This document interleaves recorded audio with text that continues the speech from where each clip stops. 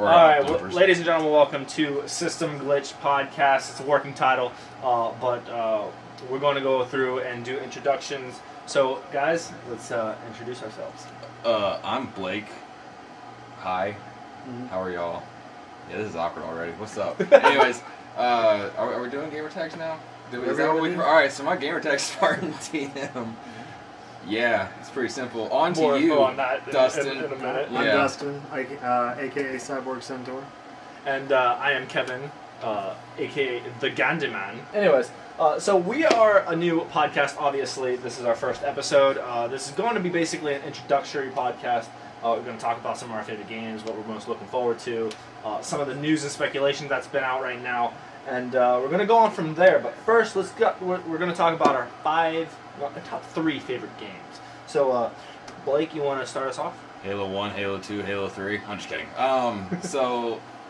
Sounds about right. Yeah, I'm a big Halo guy, as you know, Spartan TM. You guys know this. But so he's an Xbox fan. Yeah, pretty much. Anyways, so just for fun, I'm gonna put Halo 2 and Halo 5 kind of in the same category, or like just for one game. So I still have to choose 2, I guess. But like, Halo 2 was the first game I ever started playing on Xbox and on Xbox Live, and that's what kind of got me into it. Into gaming, you know, I played Kingdom Hearts before, but I wasn't like deep into gaming at the time. So, you know, I got Halo 2, I guess, would be one of my top games.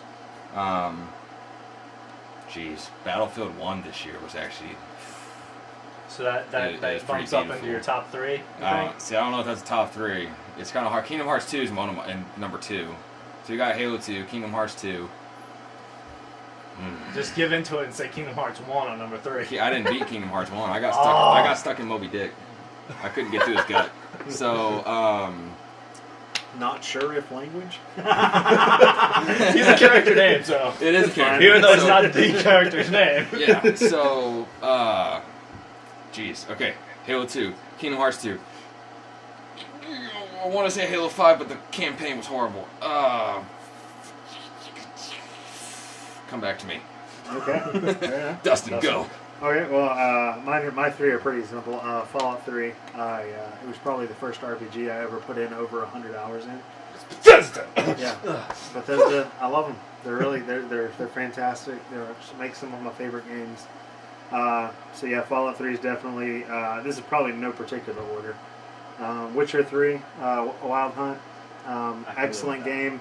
Instantly won my heart. I spent over 100, at least over 130 hours. I'm very jealous of you because I've played Hearts of Stone, but I have not played Blood and Wine yet. Blood and Wine is one of the greatest DLCs ever created. See, I made it to the Griffin, and I killed the Griffin. That's like and then I was 4 like, hours into the game. okay, so I did play a little bit. So, alright, so I played 4 hours into the game, and I walked around for about 5 more minutes, and I was like, time to go kill stuff in Halo.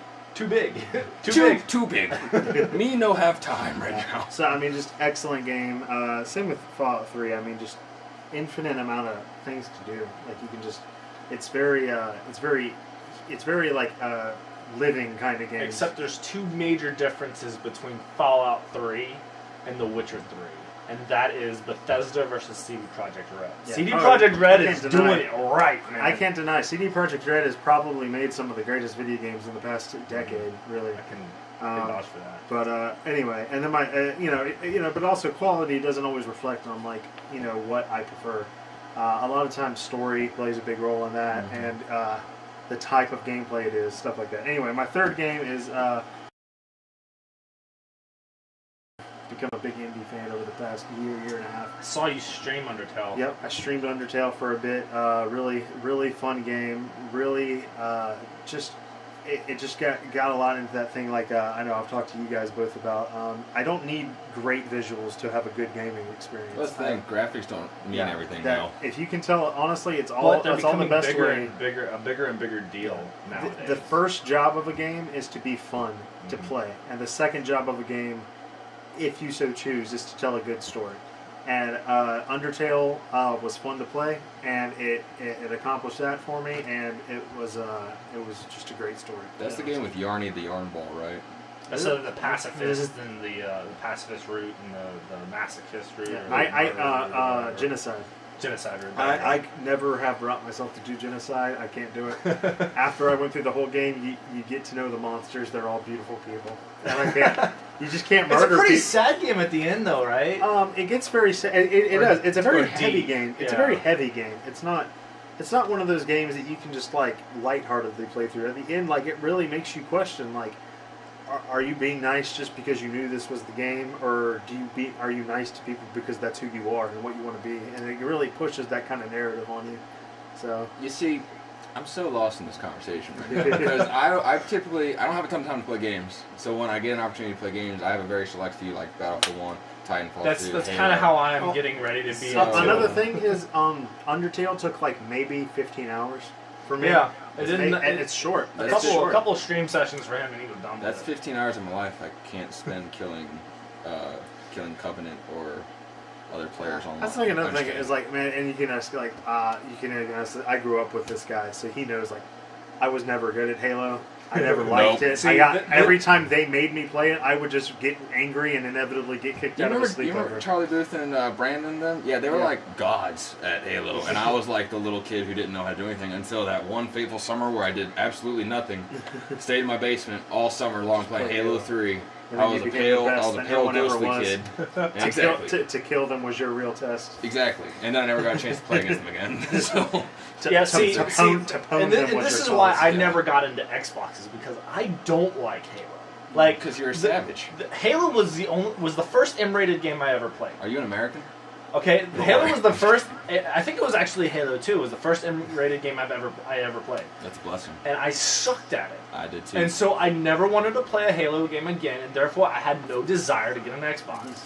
See, I was scared of the flood.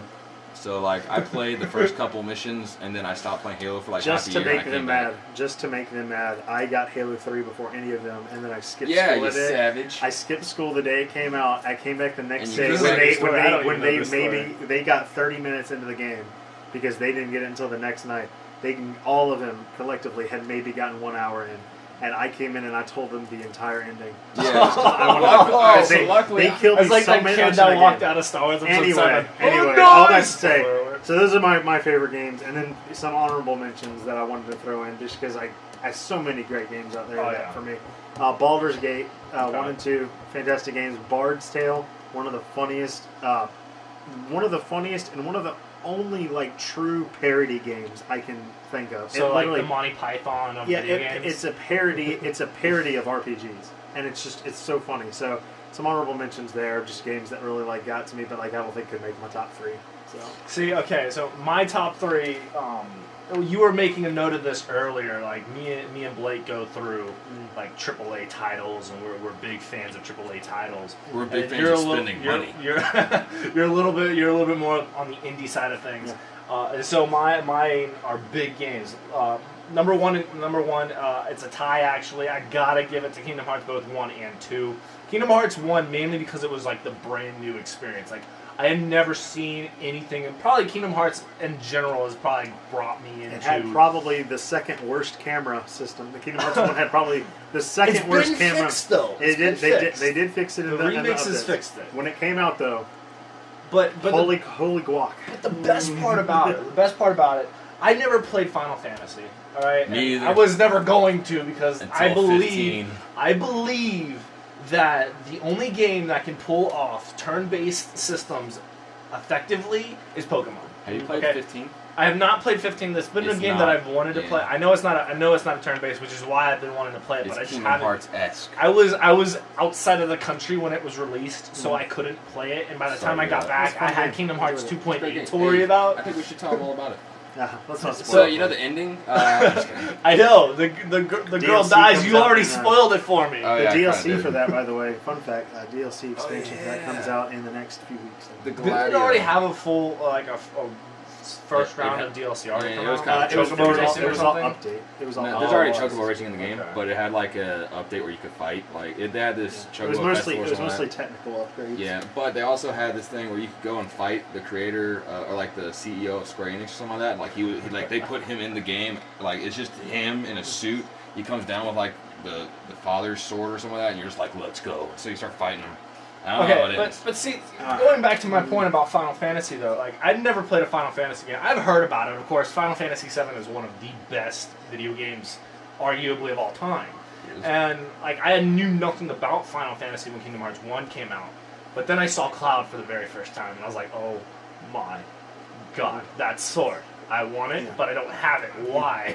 And so I was instantly wrapped up in that. Yeah, Final Fantasy, in my opinion, is probably the game that like it definitely didn't birth obviously the idea of turn-based, but they pushed turn-based further than it ever did, and you wouldn't have Pokemon the way it is without Final Fantasy. I can agree with that, but at the same time, and Final Fantasies also Final Fantasy added in Final Fantasy, I want to say 4.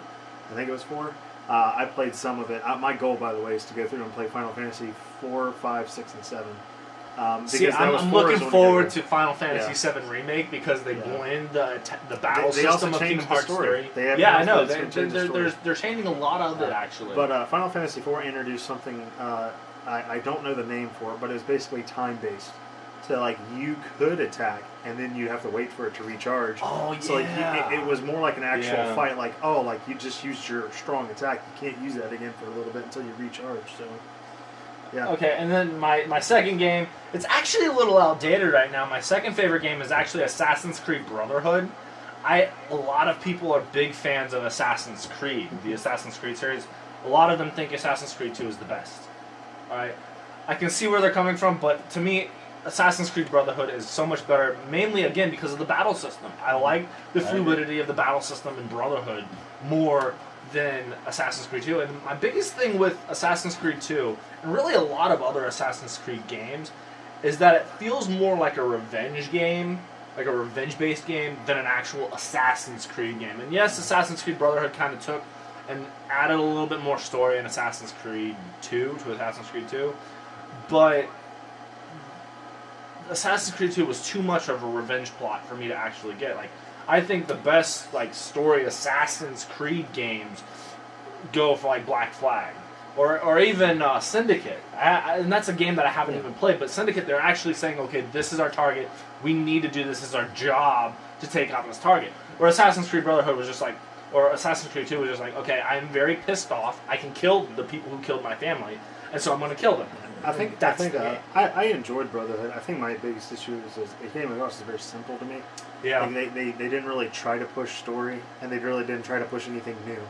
They just kind of remade another game and added a couple extra the things where you could send your assassins to do things and stuff like that. That was okay. My favorite, which was Revelation, and that was only because the story was phenomenal. See, I never played Revelation. See, Revelation suffered from the same thing that everybody claims Assassin's Creed are doing, and that's rehashing the same stuff. They basically put a different skin on the same game, and the gaming system, the battle system from Revelation to Brotherhood, almost identical with a little bit of features added in. But then whenever they went from Revelation to 3, it changed a whole lot more than when it went from Brotherhood to Revelation. Yeah, one of those was that they stopped releasing good games. Exactly. They stopped Ezio. Now I'm hoping the new Assassin's Creed game will come out. Egypt? It's rumored to be in Egypt. We don't know anything. I was actually almost expecting to hear more about it by this time, but now I'm not. They'll wait for E3. They'll either wait for E3 or they're gonna hold off on another year of no Assassin's Creed, which I don't know would be a smart. It would be a smart move, I think, but I don't know if it would be a good movie. Last year, Ubisoft needs to focus in on making good games, not quick games. And that's what they're doing because they've stopped making Far Cry every year now because they've of realized that when they oversaturated the market, they went into competition with themselves. They were releasing 2 games a year at one point. Yeah, exactly. And that means that someone's only going to buy one or the other. I'm don't get me wrong, people buy more than one game a year. That moment you look at most people are not going to buy both games from the same company in that year, especially if you're releasing them both at with the new things. Where honestly, most of the time you're paying $80 at the end when everything's $80 to $100. Especially with the season passes and stuff, man. That drives me nuts with Ghost Recon Wildlands, and I'll brush up on this a little bit more. Yeah. And then, but to finish off this topic, my third favorite game is much like one of your top 3 is The Witcher 3. All right, I'm a huge open world fan. huge open world fan. If it's an open world and it's medieval, there's a good chance that I'll probably pick it up and play it for multiple hours. And I did, and I loved it. This is the first Witcher 3 or Witcher game I've ever played. And probably more so a lot of people, the first Witcher game that they've played. But my biggest thing was, one, it was a massive open world. Yeah, it was fragmented. You can't go from Novigrad to Velen and then over to all in one breath without no loading screen. But it was still a big map. And the story is really what encapsulated me. And this is why I really dislike Bethesda in comparison to CD Projekt Red. Skyrim, I loved Skyrim whenever it was at its peak, whenever, like, a year or two after it came out when we first started playing it. And then it just got rehashed and all this other stuff, and then I'm a big third person, and I don't like the fact that Skyrim was a third person game designed to be a first person game. And I know we have arguments and I disagree. disagreements on that, but like the animations for The Witcher 3 were so much good, were very good, and Skyrim, where you could be whoever you wanted to be, I like that idea, but at the same time, the story in Skyrim was too fragmented for me.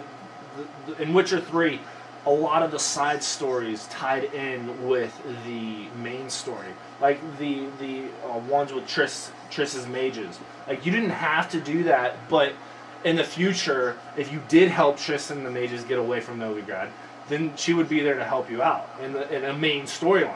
Versus if you didn't help, she wouldn't have been there. It's also like, you got to think The Witcher had 3 games to go to do that. Like, but I mean, Skyrim had like 5. But Skyrim also does not do their games in order. They do legends, and so like they focus on specific legends. They jump around in time. They're more about giving you a small window into a universe, whereas honestly, like, I don't think they're comparable. I don't like as RPGs. You're right. You can compare RPG mechanics, but story wise, you're comparing like somebody telling you a legend to somebody giving you a 3-part story. Yeah, it's very unfair to compare the two games. I'm with you there 100%. Now, before preference wise, like I totally get that. So. Before, when I first started playing The Witcher 3, and like, I could not help but compare it to Skyrim. And just like Ghost Recon Wildlands, you can't help compare Ghost Recon Wildlands to The Division. Yeah. Both Ubisoft games, both open world games, both third-person shooters. But they're nothing alike, kind of thing. So I get it. I get it. All right, so we're going to move on to our next topic, which is going to be recently released and or played games that you guys have been interested in. So why don't we go with Dustin first? All right, cool. I started playing it a little bit. I haven't gotten a chance to really get into it. I watched somebody play about 3 hours of it. Really new indie title called Night in the Woods. It's currently, as of the recording of this podcast, it's $19.99 on Steam. It's a really fun game. It focuses around the main character. They're all animals. It's very what's that game? Animal Crossing? Is that it? You guys you guys know that one, right? Like the old, I think I do. Yeah. Like the one that it was DS and then on the GameCube a long time ago. But yeah, no, they it kind of like looks like those animals from that game, except they're like almost more like papery, like more paper mache-esque. Now, is the graphics more comparable to more of an indie type feeling, or is it more of a closer to a AAA game? It's definitely more of a, that kind of indie art style. So you're gonna notice like a lot of similarities between games like Oxenfree and not really Undertale, because Undertale was more like focusing on that 16-bit, 32-bit market, whereas this is kind of just like innovative art style that's put in the Unity engine can make most anything. I mean, you guys know that. But anyway, so it just focuses around a main character who the main character is a cat who he drops out of college and he moves back home, and it's just about this kind of like deal of like moving back, like stepping backwards in time and like feeling like you're not moving forward. So the story's kind of cool. It's really relatable, and we're all 20-somethings. We've all like had to feel like we had to step back at some point. Oh yeah.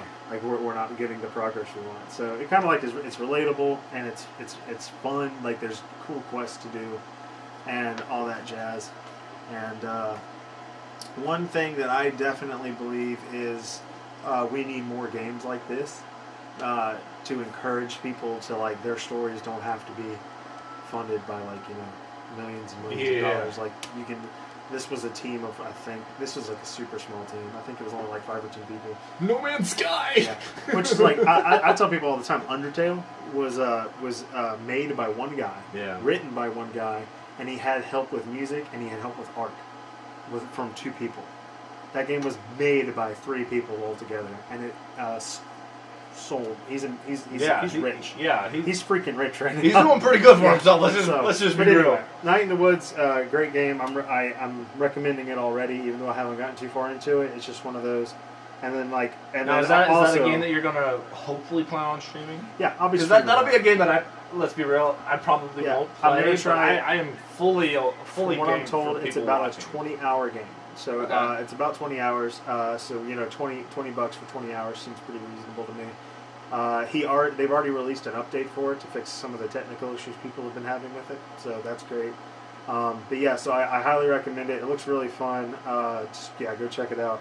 Another game while we're on the subject, since I'm on the indie title thing, is I also played Oxenfree recently, which is another indie title, which is it's kind of a Groundhog Day, like time traveling. It's really funny. It's just really interesting, like how they do things. So I recommend that. It's almost a horror. It's almost a horror game. Like, it's really fun. Like, that's another cool one. Don't know how much that one is on Steam, but y'all need to go check that one out when you get a chance. It's pretty affordable, but it is one heck of a mind trip. And there's multiple endings that require you to play through the game multiple times to get. So like cool. you can so even though what a game that wouldn't normally have replay value, if you want to get a better ending and like see different situations, you can just go through it all again, and it actually fits in story because you're in a time loop anyway. So it's really fun. It's actually pretty interesting. I might again, it's indie title. It's very hard for me to get into indie titles right now. I understand. But I do want to eventually try Undertale, so I'm gonna at least gifted Blake try with Undertale. I want to introduce him to the fields. Oh yeah, so that's the thing. Yeah. Oh wait, hold on. What was the one that I said? Are you talking about Undertale earlier, and I was saying something about Yarny or whatever? All right, so I was thinking a different game. Yeah, I don't think that was it. Which one's the one with the little yarn dude walking around, and like he has the string, and you know what I'm talking about? It came out last year. Dadgummit. It's not Journey. No, it's in the same similar art style as Journey. Is it? It's like it's a side scroller. Yeah, it is side scroller. It's I think it is. I think it what might was be that Yarny. called? All right, so I feel stupid because I was like the one with Yarny. Brain dead.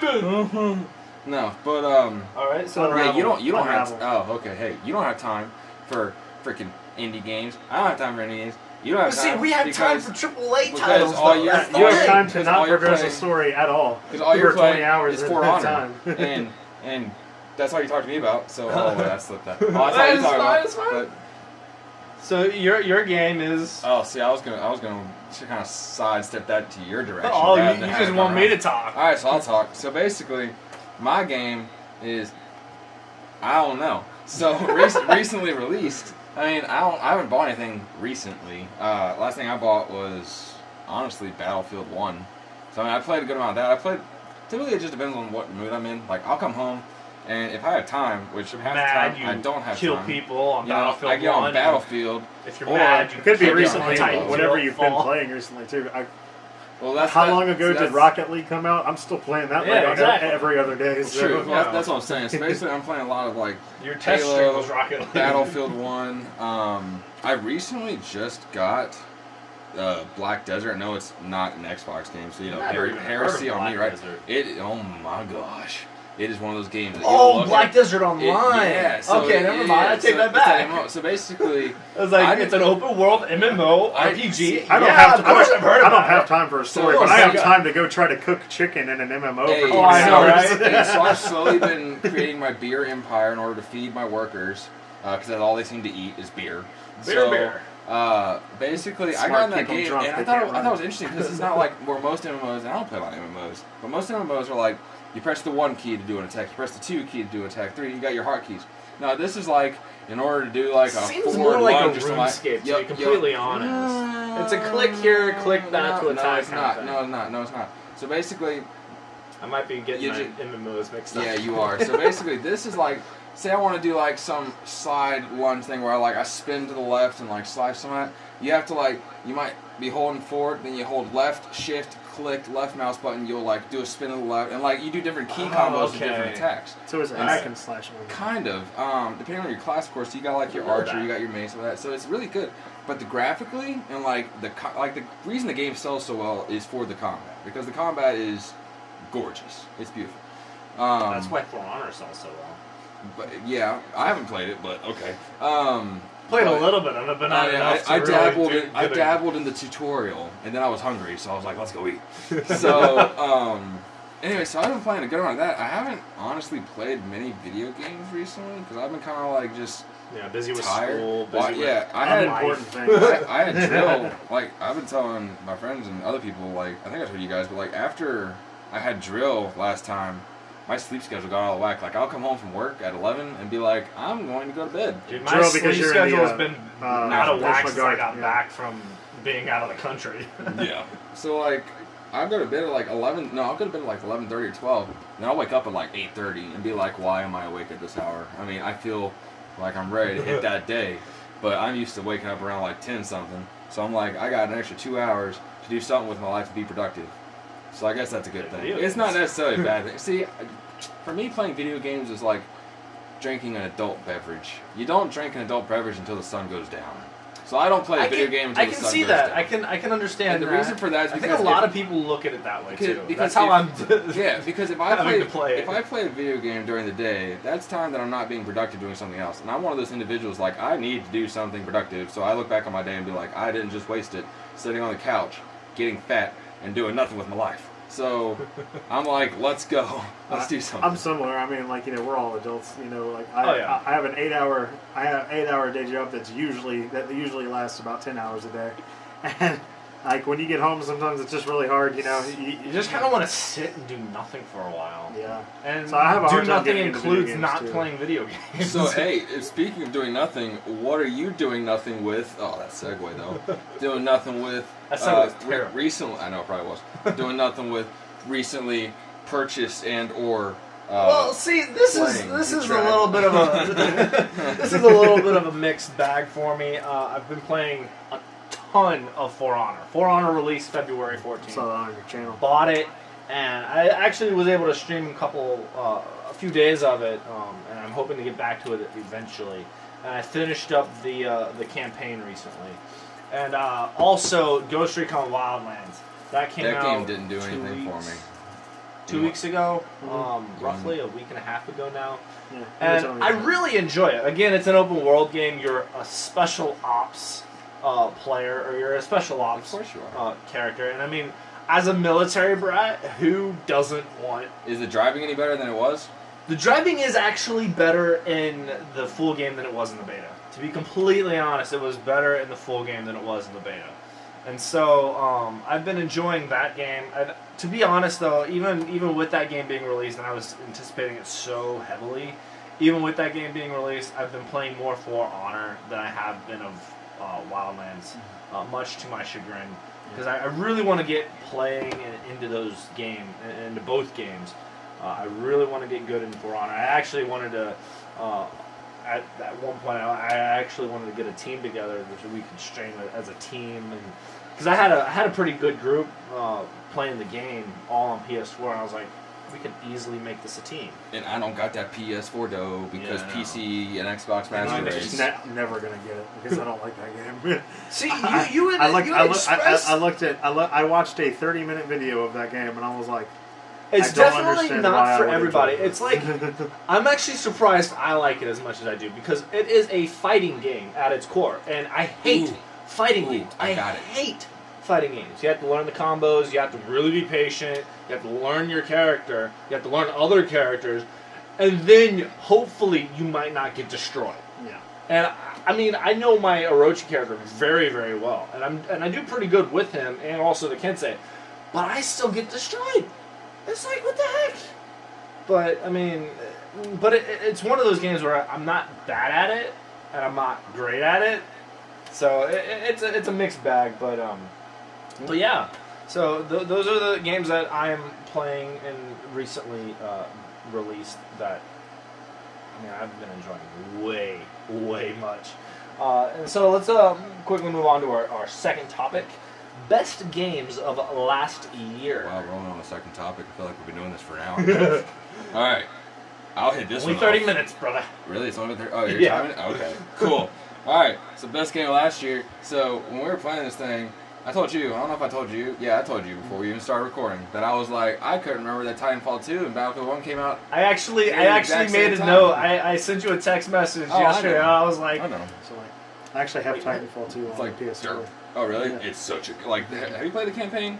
No, I have not even started it. Oh. That I game. got it. I got it because it was on sale. So I was actually very surprised with how good that campaign was. And now it wasn't anything like, but it was kind of like, for the very first campaign in the Titanfall series, I was very the impressed. campaign is the reason why I didn't get Titanfall 1. Right. And why I wanted to get Titanfall 2, and I just never And did. Titanfall- I the can't really gameplay- get back into first-person shooters. And so, this is going to sound really dumb, but, best game last year, I just wanted to confirm the topic. I'd say, honestly, I mean, Battlefield 1 was it out for me because I play it more now. But, you know, Titanfall 2 is right there, and I'm going to talk about Titanfall 2 more because I feel like it was underrated, yeah. It was underrated. Because it came out at the same time as all the other big league All right, first-person so- It's shooters. kind of like this year. Like all the games this year are coming out this month. Yeah, now. correct me if I'm Yeah. wrong, but it was Battlefield 1, and then like the next week, Titanfall 2 came out, and then the next week, Call of Duty Infinite Warfare came out, or whatever it's called. It was something So, like that. And Yeah. can I just say that after playing Infinite Warfare, like, it feel like what Call of Duty has been trying to do with the wall running and junk, I'm like, you guys are failing miserably at being Titanfall right now. And Battlefield Because 1 just blew Call of Battlefield Duty 1, out. Like, yeah, the only exactly. saving grace that Call of Duty had this year I have was not. because they released the I remaster. have of Call gone of Duty very Modern far. Warfare. You guys know this. I'm not a very first person shooter kind of guy. Neither am anymore. I. But I did play when I was still playing a lot of them. It was at the time Black Ops 2 and I think the Black last Ops 2, first-person shooter game Titanfall was a Valve. thing. I don't know if it was out. I think it might have been beta at the time. And then Battlefield 3 was out, and I played Battlefield 3, and I almost got sucked back into first-person shooters because of Battlefield 3. Battlefield I can is see that. Battlefield A lot is of people much thought Battlefield 3 as was far good. superior. Honestly, I gotta be real. I can't. I think Call of Duty has literally been just reskinning the same game It has been. for a Yeah, long yeah, time. I can agree. And they try Battle- to do the wall running and stuff, but it's not gonna work out. To be completely honest, though, let's be real. A lot of first-person shooter games reskin their games. Yeah.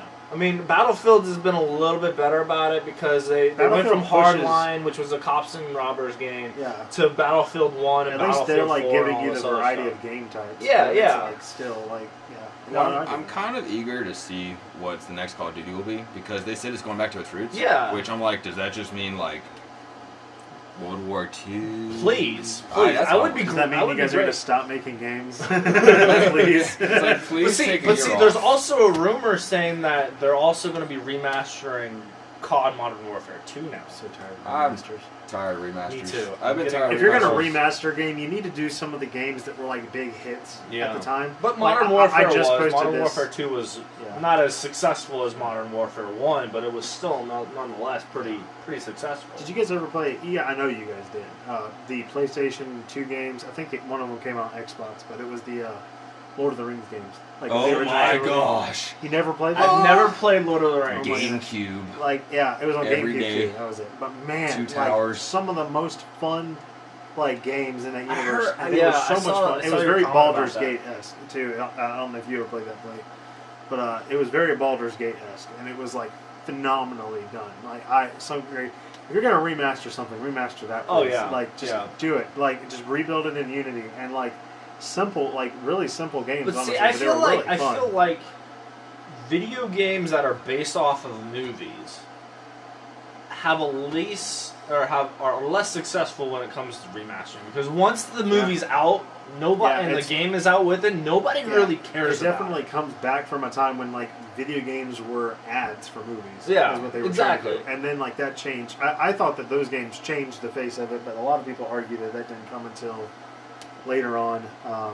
Honestly, like because I know we all remember the tragedy that was the movie X-Men Origins Wolverine, and just But the game apparently was a lot better. The game was really fun. I really enjoyed it, and but that was still when the video games were ads for movies. And I think they kind of stopped doing it with the Amazing Spider-Man once they realized the Amazing Spider-Man games were crap. Yeah. Because they tied too much into the movie. Yeah. They're like, let's just stop making games based off of movies now. I mean, but they're coming out with a new Spider-Man game, but it's not going to be a tie-in to anything. This is true.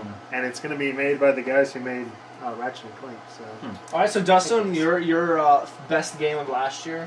I kind of a tie for me. If we're gonna, honestly, DLC wise, Blood and Wine was released last year, and that was easily the thing I play the most and the thing I enjoy the most. So DLC, if you can include that as a game, 100% Blood and Wine. I'll give that a pass. And then since I gotta have a love for indie games, Oxenfree, which I already discussed a little bit, kind of like time looping and very indie, very fun, very minimal art style. But now, both of those games, I just both of those games took me off guard in different ways. Like Blood and Wine was like a 40-hour DLC. It's like a brand new game. It was a brand new game, and if you got the season pass, which when it came out was only $25, you had already gotten a 25-hour one. Yeah. And another one. I think there was a smaller mission that they had. Yeah. Well, The Witcher 3 released 12 free DLCs if you pre-ordered it, or actually, even if you didn't pre-order it, you got 12 free DLCs. Right. And then Hearts of Stone. Now that's my biggest question. I hear the praises of Blood and Wine. I also hear praises of Hearts of Stone. Is Blood and Wine really that much better than Hearts of Stone? I will say, and this is again my personal opinion, story-wise, Hearts of Stone was better.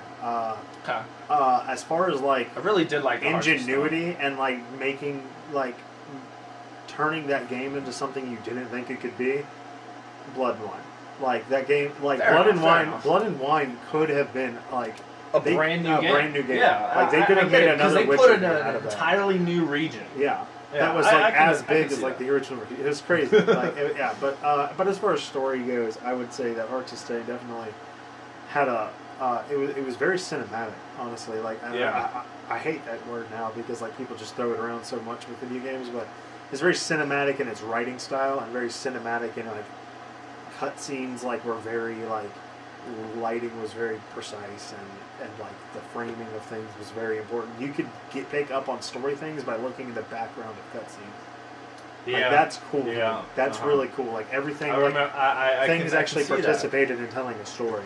So, and then I graduated with a degree in digital media. I know you guys also studied that, and it's just storytelling. If you're going to do something storytelling wise, show me. You don't always need to tell me. Exactly. I prefer you show me, and that's what they did a lot. That's one of my biggest things about The Witcher 3 is the story is just, like I said previously, it's just the driving force of that game. Graphically, it looks amazing. Mm-hmm. It looks so good on the PS4 that I bought it on the PC so I haven't cracked it open. Yeah. Because I was playing through Metal Gear Solid 5 first, but I need some new PC games. I might get Witcher on PC. We'll it's see. well worth the money. Fall to the peer pressure. You missed the sale. They brought it down to $25 for everything. Oh gosh, darn it! That's a sign from God to not get it right now. Yeah. It's gonna go back on sale. The summer sale will be true. Oh yeah, that's coming up. I guarantee you, Witcher's gonna go on sale for. I wonder what the new Humble Bundle is actually. Because I got The Witcher 3 on a summer sale on Steam. So really? They don't have a new one yet. It's still the one that was. Because I got the Warhammer one. Last yeah, because I got the Warhammer. This one's called a jumbo bundle. They got a bunch of really good indie titles in it. Cool. All right, now let's move on a little bit with mine. My best games of the year last year, and this will be a little bit of an unpopular thought here, was narratively. I think we can give the consensus to Uncharted 4. Uncharted is Naughty Dog is one of the best Uncharted 4 people. But this is if we're not counting in DLC, because I think based on the success of Blood and Wine and the reputation that CD Projekt Red has now built up, I still think Blood and Wine might narratively beat out Uncharted 4. But as a brand new game, I think Uncharted 4 takes the cake from me. And then overall, as a fun game, The Division. I know you didn't like The Division too much. Have you played the new update? I have not played Last Stand yet. So I haven't played Last Stand, but survival, everything that they've added to it, but here's the thing that they've lost a lot of people with. they've lost a lot of people with their year 2 content. Mm. They aren't doing. They're practically scrapping the Division for year 2 content. Mm. Like they're saying, everybody, thanks for playing it. Year 1, we're gonna release a couple more updates for, like, I think they're now bringing out different loadouts. Yeah. Where you can easily switch between your loadouts and a few other things. But aside from that, they're doing absolutely nothing. No new content, no new game modes, nothing. They're basically like, thanks for playing year 1. We'll come out with Division 2 and you'll be back on board with that, right? We'll see. I think people will actually be pretty excited for Division 2 because what they I think changed. so too. Well, what they changed at the beginning is very much like you're gonna shoot. They're like trying to be really realistic, and then you go out and try to do a mission. You're literally laying half a clip into a dude to get his health bar, maybe halfway down, maybe. And the funny part is Well, it's fun. people are complained about the bullet sponginess of the Division when it came out, and they still kind of I know to where a you're point going with Then they do. go and they complain about H1Z1 and how you get killed in never one shot. fought it, yeah. But see, then they complain about the difficulty of Ghost Recon Wildlands, where you get killed in like 3 shots. Yeah. It's like, what do you want? Do you want a bullet sponge or do you not want a bullet Yeah. sponge? And be Me happy with what personally- you get then. Me personally, I think I've talked about this a lot with you guys before. I would much prefer to, like, if you and everybody else in the world died with like one well played Yeah. shot. That's why I don't like zombie games. I do like zombie games because you can most of them now are doing like the one shot to Last of Us, I can can see that. Oh my god. Last Last of of Us, Us too. Sorry. Yeah, Last of Us is going to be great. Oh my But god. like, like honestly, like the whole thing of the whole thing of that is for me is just like you really need to make a game that like appeals to like some sense of reality. Yeah. Like if you're going to tell a story along with it, Mhm. like it I don't know. It's kind of hard to say because then I've played total fantasy games. But basically, like if you're going to do something that's based like somewhat grounded in our reality, you need to make it like at least semi-realistic. Yeah, I can see with that. Alright. So we talked about the best games of the year from last year. Let's talk about the most anticipated games for this year. Blake, you want to start us Can I off? be completely honest? I have none because I don't know really what's coming out this year aside from. I mean, we got Mass Effect, but like I've never played Mass Effect, even though everyone hates me for saying that. It's a great game. But Andromeda's not doing so well with the early access.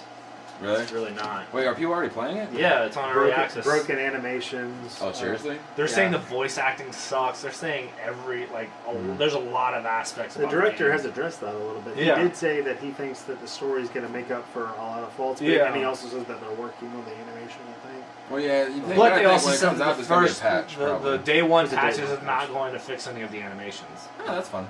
But no, so basically, like, Yeah, I don't there's no know. chance they I do. mean, Yeah, like it's not just It's kinda- like let's be clear. It's like animations that like they tried to make it look like an actual person was running around, Mhm. and instead they made it look like a person like had to go to the bathroom every time you try to walk.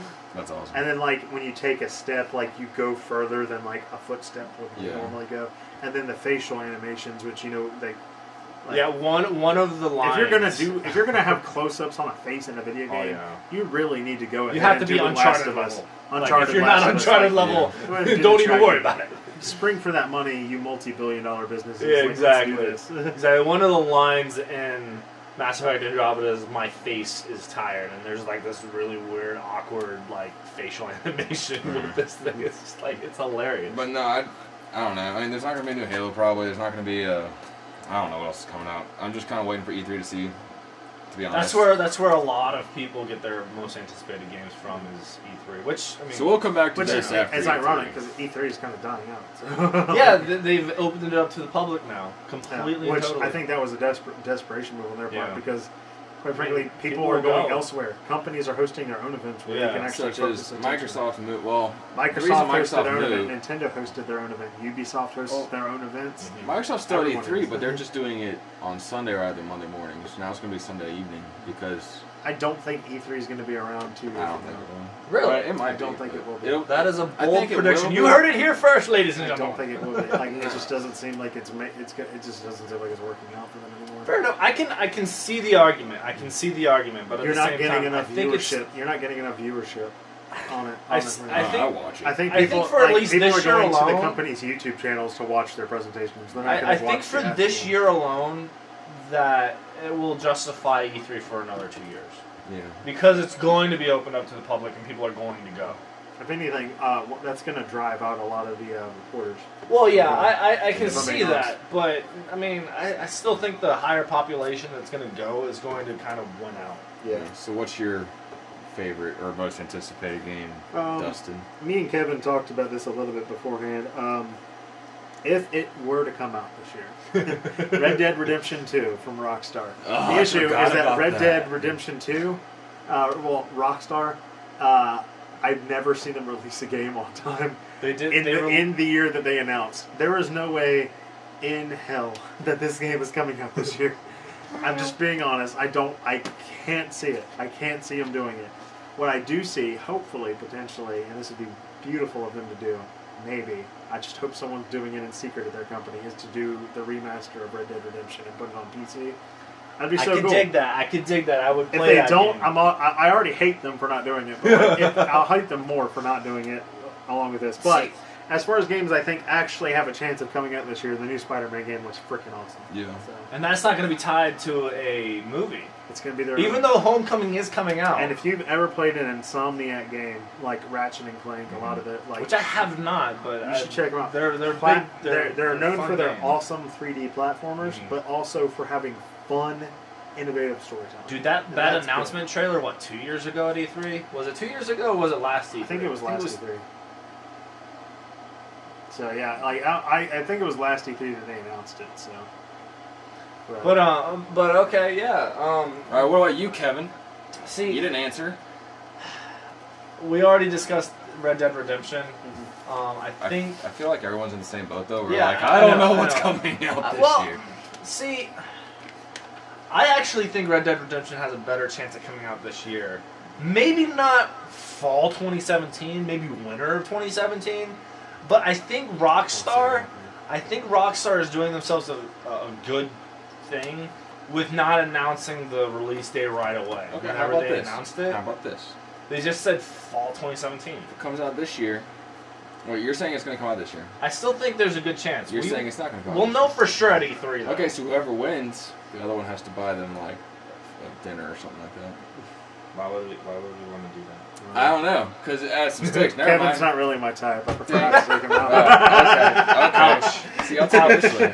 We can't, And then, can't be but friends. of course, I'm going to keep my fingers crossed, and I know this isn't going to happen, but I'm going to keep my fingers crossed for Kingdom Hearts 3. yeah. I know it's not going to That happen. game's going to come out. I made a release 30 video on my YouTube I don't want channel. to see any more about that game until it's out because it's going to have the same issue that other games have had where they talk about it too daggum early. People will get their hype, then they lose their hype, and then it turns into. Well, they're also is that not game ever- releasing any trailers in the meantime, which is smart. They're actually, I'm expecting them to show something big at E3 because better not. There's Unless a rumor saying that, and it's a fairly decently legitimate rumor saying that Nomura, Tetsuya Nomura, the creator of the series, said that there's still a long way to go. That there's worlds that they haven't even started yet, but that it will be playable in August. So, but Okay, it'll be which incomplete. means if E3 is what, June, July, they'll have a new trailer ready for E3 Yeah. Well, see, for sure, unless that trailer includes the release date of that game, and I think I it will. don't really care. Because But see, I don't going wanna off get your point, overwhelmed. going off your point earlier, I am suffering from a little bit of a too long of a wait kind of drag. Like at this point, I don't really care. Like I really care that it's Kingdom Hearts and that it's Kingdom Hearts 3. But at the same time, it's just like I'm too tired of hoping for it to come out. That it'll come out when it comes out, and I shouldn't care less, kind of thing. So that's all of that. So we're running a little bit low on time. We're going to shorten up some topics. I still want to cover all of them, but we're going to make it a little bit shorter on some. So let's just go over some of our news and speculation. Dustin, you want to start us off? This one's a little bit of a bigger one. Yeah, Nintendo Switch. I mean, came out recently, and like a lot of people are enjoying it so far. I'm kind of calling it. I don't think that they had enough games on launch to make it like a legitimate release. I agree. So I think that agree. people are gonna. I think you're gonna notice like after people beat Zelda, which people are like most average players are like already beating Zelda as we speak. Maybe not 100%, which is like which not many people ever did for Zelda in the first place, but not really 100%ing, but like I think that you're going to see a big drop off on the Switch here in the next like month or two. Like I think you're just going to see, unless they like give you some games fast that scratch the itch of Nintendo that Nintendo fans want, and that's why they bought it. I don't think it's going to last long. I think it's a trend. I think the longevity of it will depend on how much people like the portability of it. True. That's the reason I think I we're would going to get be it. seeing a lot of them on Craigslist, is what I'm saying. Yeah, that's the thing that I think will be the saving grace for the Switch. Console level graphics, portable. Yeah, and which is what I've been dying It's for. it's really funny. Nintendo, and I don't trust Nintendo. They're with having consoles. technical issues with the Switch. There's dead pixels on the screen already. So that's something that people have been issue with. And the other issue is that there is noticeable lag. There's noticeable lag when you plug in and play it on your television. Noticeable lag. Yeah. Like because it's an adapter for your television. It's not like you're plugging in and making just it call it a console. glorified 3DS. Yeah, so people are noticing or that kind of souped up stuff. 2DS. And I think that's that's stuff that's going to impact it too, because like part of the appeal was that it was going to be portable, but also a console. Alrighty, so now we're going to talk about my news of the day. My news and speculation. I have a few. We'll just briefly go over. Kingdom Hearts 1.5 and 2.5 HD Remix on the PS4 is actually experiencing a few issues. Now, the English version is not out. The Japanese versions are out. And a lot of people are expressing that the 60 frames per second are really throwing off some of the games, or some of the game's parts. Say, for example, in Kingdom Hearts 1, Sephiroth's attacks. Sephiroth is hardest in Kingdom Hearts 1. And he's got this meteor attack. And because it's at 60 frames per second, that meteor attack is now sped up by 2 times. Because it was at 30 frames per second, now it's at 60. So they're saying that that's making it harder. And then there's a part in Birth by Sleep towards the end where there's like a bunch of tornadoes that spin around a lot faster and catch up to you, and your goal is to get away from them. I mean, you can play them, you get more experience before the final battle, because this lasts right before the final battle. So you can get away from it still, but it's a lot harder to. Right. Also, the next news and speculation. So next month is April. In April, I think last year maybe Star Wars Celebration was in May, but I know usually it's in April. And Star Wars Celebration is coming up. You know what that means, right? We're going to be seeing Star Wars Episode 8 stuff. So excited for that. Oh Yeah. Now, you know what I saw in that trailer? Freaking lightsaber duels.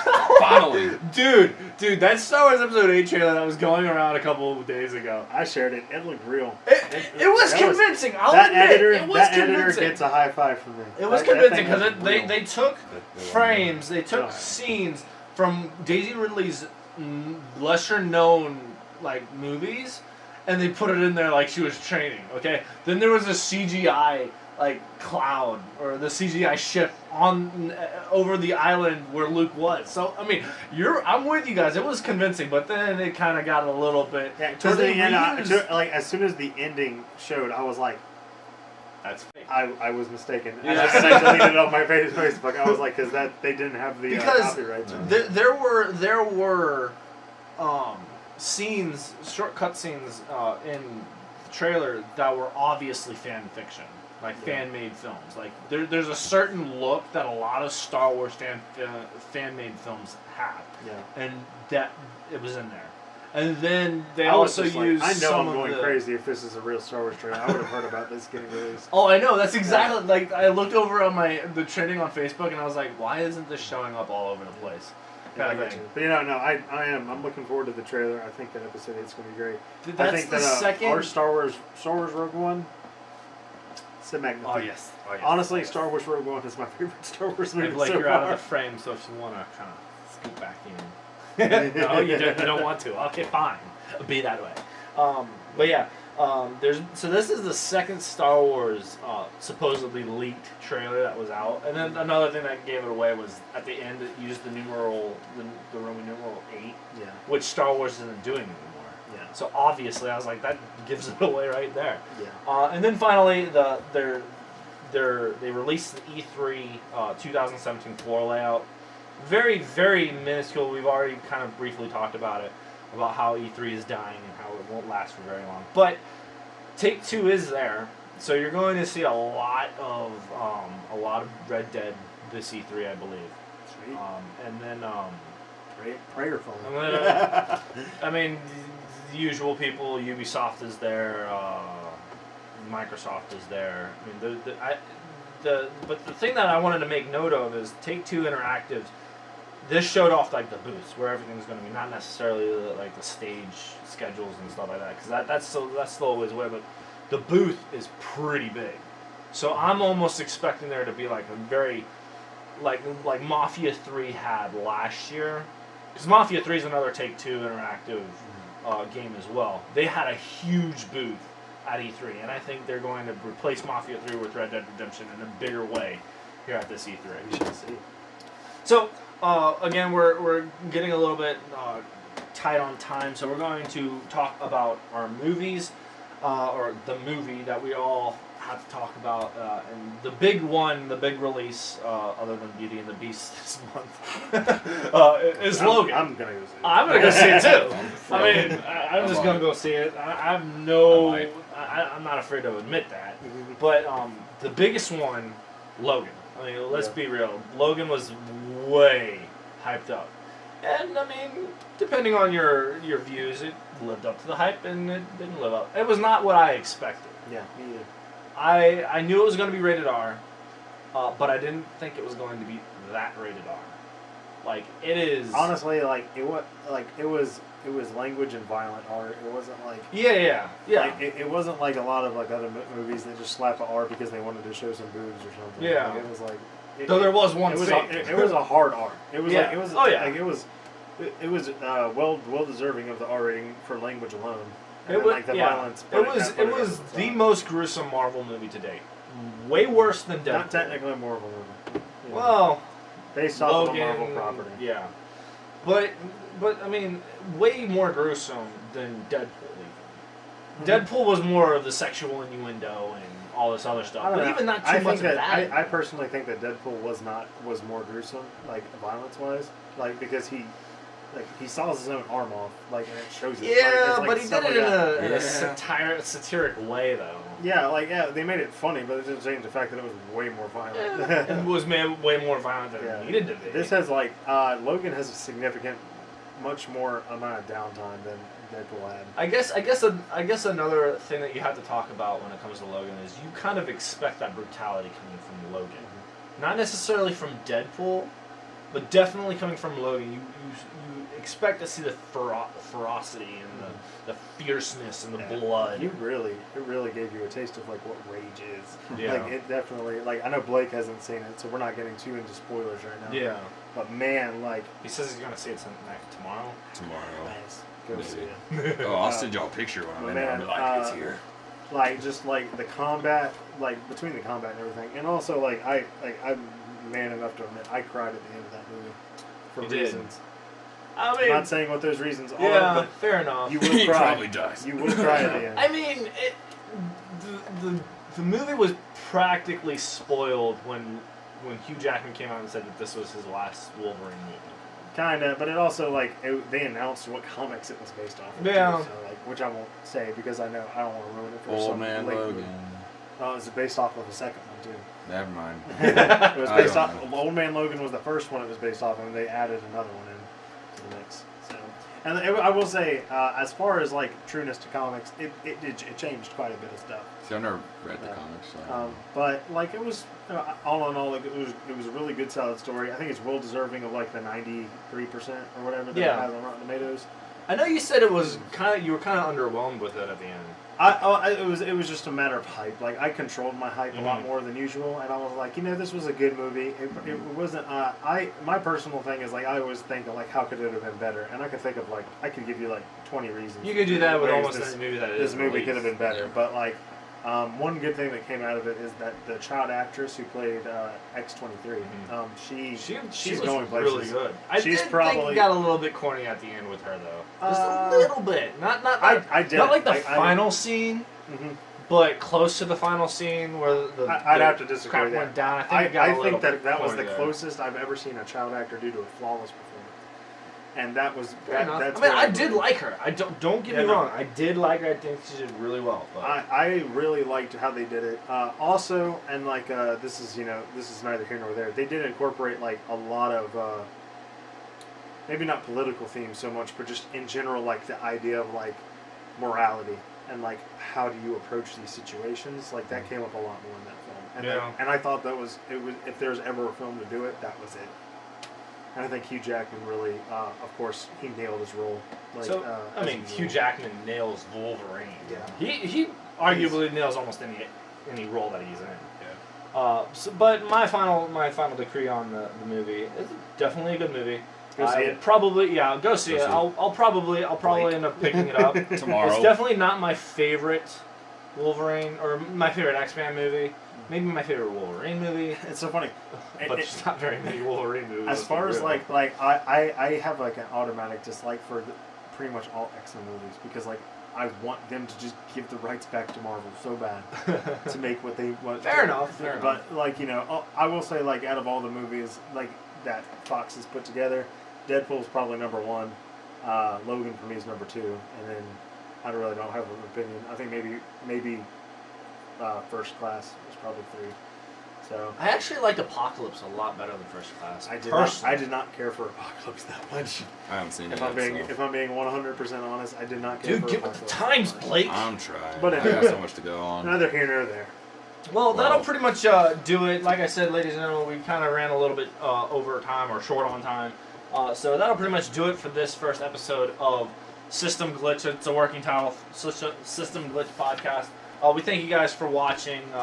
Listening. Or listening. Most likely watching, listening, whatever. But we have a couple, we're hoping to do this once a month, at least for right now. And whether everybody will be here each month is kind of up in the air. But once a month we plan on doing this. We'll talk about the gaming and movies and stuff like that. In each month. Next month we have a few ideas. You guys want to throw out a couple ideas right quick? I think we'll probably just get into like a lot of the games that we talked about, and go over them and see how they. Probably review Mass Effect. See if the Switch is dead yet. Yeah. We'll definitely go over and talk about because the podcast should be recorded next month after Star Wars Celebration, so we'll definitely talk about some Star Wars stuff. We got a couple movies. Fate of the Furious is coming out. I don't know if you guys are a fan of the Fast and Furious movies. I haven't seen it in a long I think the last one I saw was 2, and I was like, I'll never watch another one. I'm going to watch Fate of the Furious. We also have the movie The Circle. Very small title name. It's big for the fact that Bill Paxton and Emma Watson plays it. It's actually Bill Paxton's final movie. God rest his soul. He was a good actor. Then you also have games like Sniper Ghost Warrior 3 and Persona 5. All of the big games we kind of we kind of talked about it earlier. March has been a big release month this year for games, but almost nothing really big of note other than a couple of indie games, and those two AAA games are coming out next month. So I think after March we're going to have a very slow trickle of worth it games. But yeah, I mean, those are some of our ideas. Where can we find everybody? Dustin. You guys can find me on twitch.tv/cyborgcentaur, Twitter at cyborg_centaur because somebody else already got my name. Trying to get in touch. But if you guys know him. You have any future ideas for any content? I'm going to be trying to get a lot more into regular streaming, probably twice a week is currently what I'm looking at. That's the goal.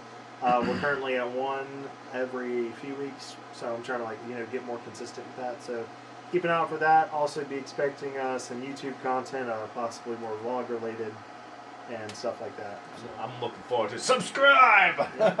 Go to his channel and subscribe, ladies and gentlemen. And Blake, I know you're kind of inactive when it comes to YouTube. As of right now, you're still trying to get everything. You got your PC ready. Yep. You just need a game capture and all this other stuff. Yes, and more I do. time. Yeah, more time with classes and work. Is I think the last quite thing that was difficult. posted on your channel was the Until Dawn stuff we did, 2 years ago? Yeah, that was good stuff. I mean, people can find me on Twitter at Parker203. I mean, I don't really post much on there. He does have a YouTube channel called Eon Gaming. Yeah. If you guys do want to go check it out. Again, there's not much on it. It's pretty much one video series of me and Kevin playing Until Dawn, and me getting kind of creeped out a few times. But honestly, mainly me getting yeah. Oh, But basically, yeah. So hopefully I'll get something going on soon. But until then. Yeah, I don't know. And then you guys can find me at G2 Gaming on YouTube. Actually, is it a bad thing that I don't know the actual link? Because if you search G2 Gaming, you won't get mine. But if you search G2 Games, you'll see my logo and my channel there. And then also on Twitch.tv /Phoenix Drag. That's my YouTube or my Twitch name. I'm going to be streaming more For Honor content at some point. I did a couple days in a row right when the game was released. I'm trying to get back to that, doing the multiplayer on For Honor. I just finished up For Honor campaign on my YouTube channel.